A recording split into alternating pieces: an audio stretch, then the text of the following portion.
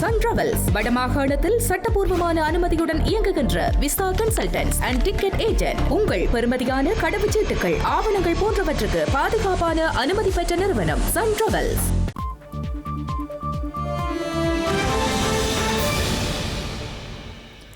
வணக்கம். இது ஐபிசி தமிழின் இரவு நேர பிரதான செய்திகள். முதலில் தலைப்புச் செய்திகள்.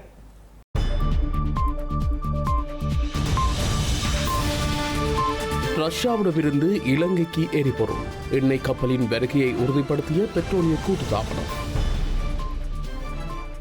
சித்திரை புத்தாண்டை முன்னிட்டு விசேட பாதுகாப்பு, முழு காவல்துறை நிலையங்களை உள்ளடக்கி செயற்திட்டம். மட்டக்களப்பு கொள்ளையர்களுக்கு எதிராக போராட்டம், சட்டத்தரணிகளை முன்னிலையாக வேண்டாம் எனவும் கோரிக்கை. உயர்தர பரீட்சையில் கணிதம் மற்றும் வர்த்தக பிரிவில் தமிழர் தாயகம் முன்னிலை, யாழின் பின்னடைவு குறித்து கரிசனை. அதிமுக பாஜக வேட்புமனு பட்டியலில் இழுபறி, வேட்புமனு தாக்கல் ஆரம்பித்த நிலையில் சிக்கல். நாட்டு மக்களுக்கு உரையாற்றவுள்ள ட்ரம்ப், ஈரான் போர் நிலைமை குறித்து விளக்க திட்டம்.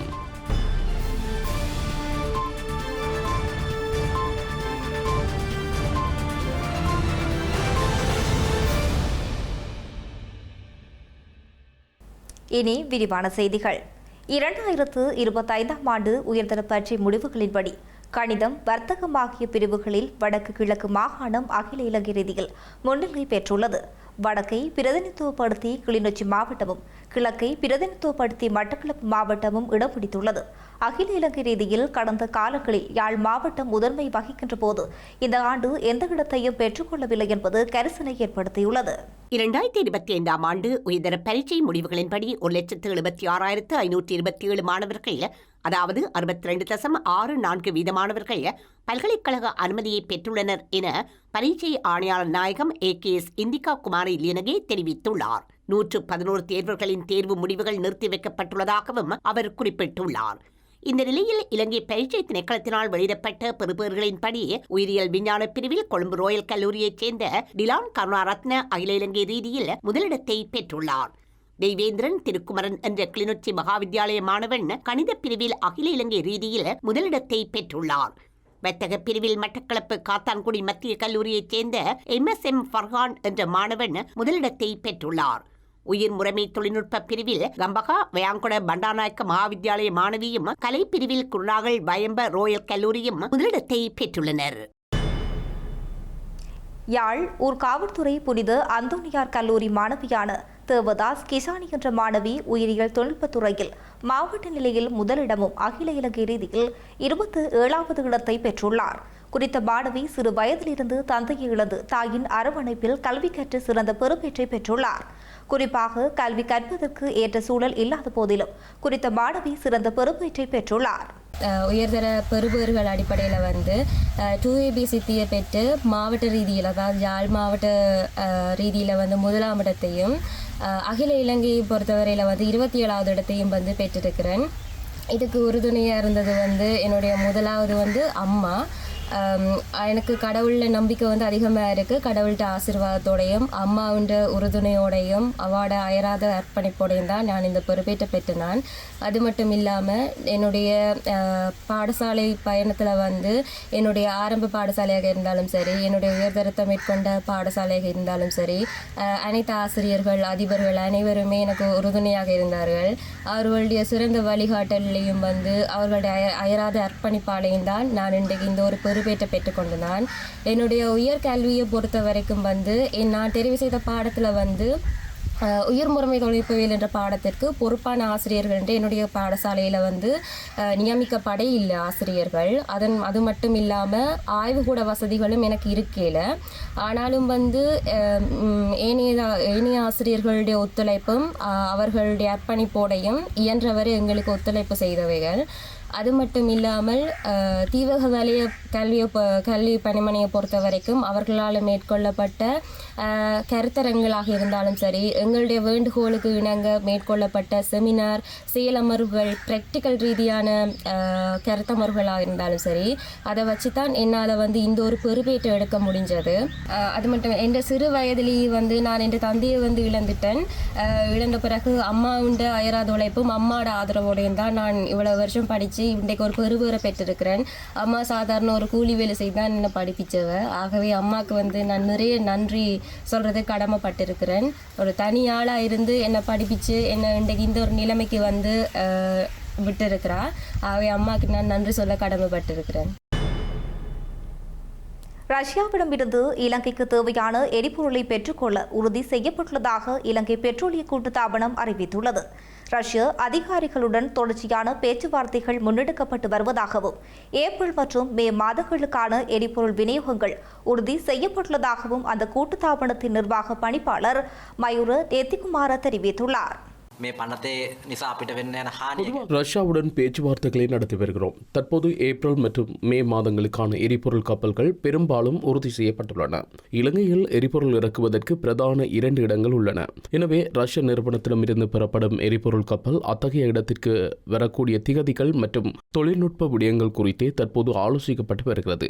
எவ்வாறாயினும் எரிபொருளை கொள்வனவு செய்ய முடியும் என்பது உறுதி செய்யப்பட்டுள்ளது. நாளைய தினம் மற்றொரு டீசல் கப்பல் இலங்கையை வந்தடைய உள்ளது. சுமார் 32,000 மெட்ரிக் டன் டீசலும் 5,000 மெட்ரிக் டன் விமான எரிபொருளும் கொண்டுவரப்படுகிறது. அதேபோல் ஏப்ரல் 6 மற்றும் 7 தேதிகளில் மேலும் 2 டீசல் கப்பல் வரவுள்ளன. அதன்படி ஏப்ரல் மாதத்தின் முதல் வாரத்தில் நாங்கள் எதிர்பார்த்த அனைத்து கப்பல்களும் இலங்கையை வந்தடைந்து கொண்டிருக்கின்றன. கடந்த மாதமும் எதிர்பார்த்த அனைத்து கப்பல்களும் நாட்டை வந்தடைந்தன.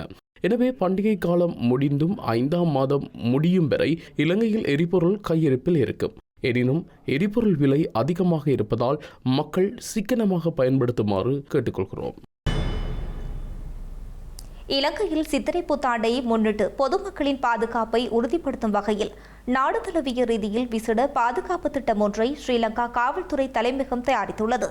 இந்த விசேட பாதுகாப்பு நடவடிக்கையானது நாட்டில் உள்ள 608 காவல்துறை நிலையங்களையும் உள்ளடக்கிய வகையில் நடைமுறைப்படுத்தப்பட்டுள்ளதாக ஸ்ரீலங்கா காவல்துறை ஊடக பேச்சாளர் உதவி காவல்துறை அத்தியட்சகர் எஃப்யூ வுட்ல தெரிவித்துள்ளார். இலங்கையில் புத்தாண்டு காலத்தில் மக்கள் நடமாட்டம் அதிகமுள்ள பகுதிகள், வர்த்தக நிலையங்கள் மற்றும் பொது இடங்களை கண்காணிப்பதற்காக விசேட காவல்துறை குழுக்கள் நியமிக்கப்பட்டுள்ளதாக ஸ்ரீலங்கா காவல்துறை ஊடக பேச்சாளர் உதவி காவல்துறை அத்தியட்சகர் எஃப்யூ வுட்லர் தெரிவித்துள்ளார்.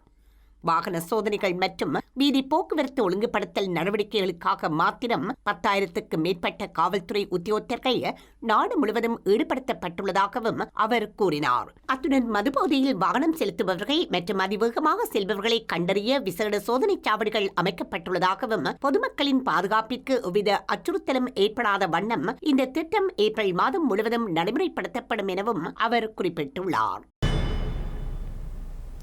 மட்டக்களப்பில் மயக்க மருந்து கொடுத்து பெண் ஒருவர் கடத்தப்பட்டு அவரது நகைகள் கொள்ளையிடப்பட்ட பின்னர் கிணற்றில் வீசி கொலை செய்யப்பட்ட சம்பவத்தை கண்டித்து போராட்டம் ஒன்று மேற்கொள்ளப்பட்டுள்ளது.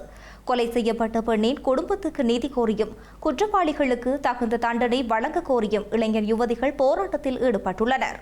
மட்டக்களப்பு மண்முனை வடக்கு இளைஞர் சம்மேளனத்தினால் ஏற்பாடு செய்யப்பட்ட இந்த போராட்டம் இன்று புதன்கிழமை காலை காந்தி பூங்காவிற்கு முன்னால் இடம்பெற்றது. 100க்கும் மேற்பட்ட இளைஞர்கள் யுவதிகள் கருப்பு ஆடைகள் அணிந்து தமது எதிர்ப்பை வெளியிட்டனர். காந்தி பூங்காவிலிருந்து ஊர்வலமாக மட்டக்களப்பு காவல்துறை தலைமையக வீதி சுற்றுவட்டம் சென்று அங்கிருந்து மீண்டும் காந்தி பூங்காவை சென்றடைந்து ஆர்ப்பாட்டத்தில் ஈடுபட்டனர். இதனைத் தொடர்ந்து குற்றவாளிகளை 24 மணித்தியாலத்திற்குள் கைது செய்த காவல்துறையினருக்கும் ஆர்ப்பாட்டத்தில் ஈடுபட்ட இளைஞர் யுவதிகள் தமது பாராட்டுக்களை தெரிவித்தனர்.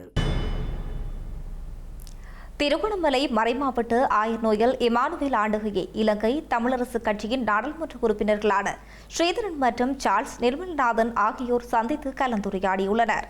தென்னிலங்கை ஆதீனத்தின் முதற்குரு தவத்திரு அகத்தியார் அடிகளாரையும் சந்தித்து சமகால அரசு நிலவரங்கள் குறித்து கலந்துரையாடியுள்ளனர்.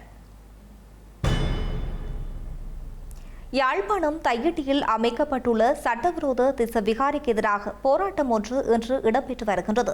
குறித்த போராட்டம் நேற்றைய தினம் மாலை ஆரம்பமான நிலையில் இன்று மாலை 6 மணியுடன் நிறைவடைந்துள்ளது.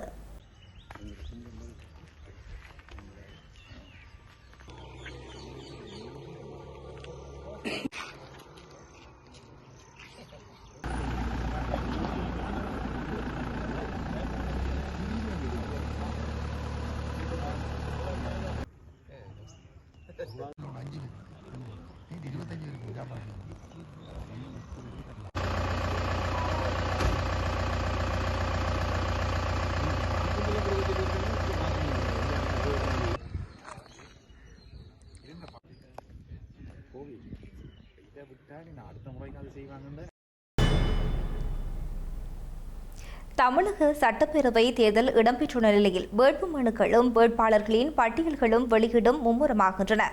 எனினும் இதுவரை அதிமுக பாஜக வேட்பாளர் பட்டியல் வெளியீட்டில் இழுபறி நீடிக்கின்றது. இதேவேளை வில்லிவாக்கம் தொகுதியில் நேற்று தமிழக வெற்றிக் கழகத்தின் சார்பான பரப்புரை கூட்டத்தில் மது போத்தல்கள் வீசப்பட்ட சம்பவத்தில் தேவக இளைஞர்களே ஈடுபட்டதாக செய்திகள் வெளிவந்துள்ளது. அதிமுக கூட்டணியில் பாஜகவுக்கு 27 தொகுதிகள் ஒதுக்கப்பட்டாலும் அவற்றில் பல வெற்றி வாய்ப்பற்ற தொகுதிகள் என்ற கருத்துள்ள நிலையில் இது பாஜக தரப்பை விசனமடைய செய்துள்ளது. குறிப்பாக அதன் தமிழக முன்னாள் தலைவர் அண்ணாமலை போட்டியிட விரும்பிய தொகுதிகள் இல்லை என குறிப்பிடப்பட்டுள்ளது.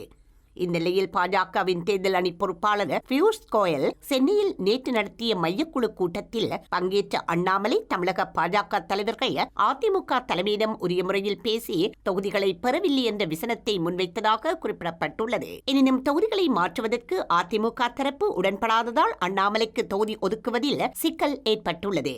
இந்நிலையில் வில்லிவாக்கம் தொகுதியில் நேற்று தாவேகா கூட்டம் இடம்பெற்ற போது பெண் தொண்டர்கள் மீது மது போத்தல்கள் வீசப்பட்ட சம்பவத்திற்கு திமுக காரணம் என ஆதவ் அர்ஜுனா குற்றம் சாட்டிய நிலையில் இந்த சம்பவத்தில் கைதானவர்கள் தாவேகா இளைஞர்கள் என தெரியவந்தமே சர்ச்சையை ஏற்படுத்தியுள்ளது. ஈரான் மீதான போர் இன்னும் 3 வாரங்களுக்குள் போர் முடிவுக்கு வரும் என நேற்று குறிப்பிட்ட அமெரிக்க அரசு தலைவர் டொனால்ட் ட்ரம்ப் இன்றிரவு நாட்டு மக்களுக்கு ஈரான் போர் தொடர்பாக தனது நேரடி உரையை வழங்க உள்ளதாக புதிய உற்றுநோக்கலை உருவாக்கியுள்ளது. ஹோர்முஸ் நீர்நிலையை திறப்பதற்கு எதிர்வரும் 6ஆம் தேதி வரை ஈரானுக்கு காலக்கெடு வழங்கிய ட்ரம்ப் தற்போது ஈரான் அமெரிக்காவுடன் உடன்பாடு ஒன்றுக்கு வரவில்லை என்றாலும் 2-3 வாரங்களில் அமெரிக்க தாக்குதல்கள் முடிவடையும் என குறிப்பிட்டுள்ளார். அதாவது ஈரான் மீதான தாக்குதல்களை முடிவுக்கு கொண்டு வருவதற்கு தெஹ்ரான் ஒரு ஒப்பந்தம் செய்ய வேண்டிய முன் நிபந்தனை இல்லை என அவர் தற்போது சுருதியை மாற்றியுள்ளார். இதேபோல ஹோர்முஸ் விடயத்திலும் ஒரு தளர்வை ட்ரம்ப் எடுப்பது போல தெரிகின்றது. இதுவரை அந்த நீர்நிலையை திறந்து வைக்கும் பொறுப்பு அமெரிக்காவை சார்ந்தது என்ற நிலைப்பாட்டில் இருந்த அவர் இப்போது இந்த விடயம் ஏனைய நாடுகளையே சார்ந்ததென குறிப்பிட்டுள்ளார். ஆனால் 2-3 வாரங்களுக்குள் அமெரிக்கா இந்த மோதலை முடித்துவிடும் என குறிப்பிடும் ட்ரம்ப் அமெரிக்காவின் USS ஜார்ஜ் புஷ் விமானம் தாங்கி கப்பல் நேற்று மத்திய கிழக்கு நோக்கி புறப்பட்டுள்ளது. இந்த அணியில் USS stars, USS Donald cook மற்றும் USS மேசன் ஆகிய 3 நாஸ்காரி போர் கப்பல்களும் பயணிக்கின்றன. ஏற்கனவே மத்திய கிழக்கில் USS ஜெரால்ட் ஃபாரம் மற்றும் USS ஆப்ரஹாம் லிங்கன் ஆகியன நிற்கும் நிலையில் ஈரான் போருக்கு 3வது விமானம் தாங்கி கப்பலாக புஷ் நகர்வது குறிப்பிடத்தக்கது. உலகக்கிண்ண கால்பந்தாட்ட போட்டிக்கான தகுதிக்கான் சுற்றில் இருந்து இத்தாலி அணி வெளியேறியுள்ளது. 4 முறை உலக சாம்பியனான இத்தாலி அணி தொடர்ந்து 3வது முறையாக தகுதிக்கான் சுற்றிலிருந்து வெளியேறியமை ரசிகர்களை அதிர்ச்சிக்குள்ளாக்கியுள்ளது. 2026ஆம் ஆண்டுக்கான உலகக்கிண்ண கால்பந்தாட்ட போட்டி அமெரிக்கா, கனடா மற்றும் மெக்சிகோவில் எதிர்வரும் ஜூன் மாதம் 11ஆம் தேதி ஆரம்பமாக உள்ளது. இந்த தொடரில் பங்கேற்கும் அணிகளுக்கான தகுதிக்கான் சுற்று போட்டிகள் தற்போது நடைபெற்று வருகின்றன. இந்நிலையில் போஸ்னியா ஹெர்சகோவினாவிற்கும் இத்தாலிக்கும் இடையில் நடைபெற்ற தகுதிக்கான் சுற்று போட்டியில் 4-1 என்ற கோல் கணக்கில் இத்தாலி தோல்வியடைந்துள்ளது. இத்தாலி தொடர்ச்சியாக 3வது தடவையாக உலகக்கிண்ண போட்டியில் விளையாட முடியாத நிலை ஏற்பட்டுள்ளது. 2018 மற்றும் 2022ஆம் ஆண்டு உலகக்கிண்ண போட்டிகளிலும் விளையாட முடியாத நிலை ஏற்பட்டிருந்தது.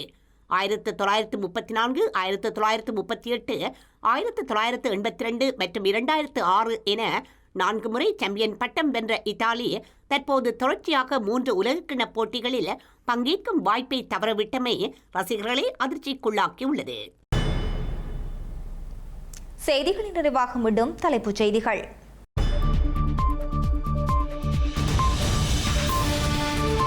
ரஷ்யாவிடமிருந்து இலங்கைக்கு எரிபொருள் எண்ணெய் கப்பலின் வருகையை உறுதிப்படுத்திய பெட்ரோலிய கூட்டுத்தாபனம். சித்திரை புத்தாண்டை முன்னிட்டு விசேட பாதுகாப்பு, முழு காவல்துறை நிலையங்களை உள்ளடக்கி செயற்திட்டம்.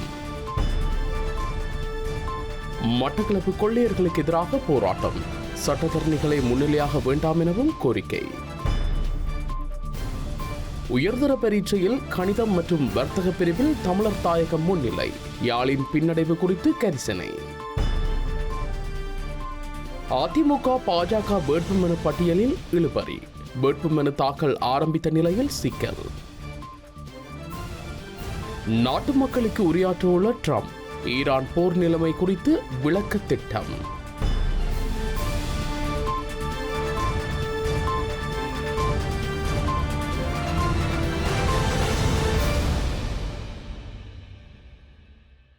இத்துடன் ஐபிசி தமிழின் இரவு நேர பிரதான செய்திகள் நிறைவு பெற்றன. உடனுக்குடன் செய்திகளை அறிந்து கொள்ள IBCTamil.com என்ற எமது இணையதளத்தை பார்வையிடுங்கள். வணக்கம்.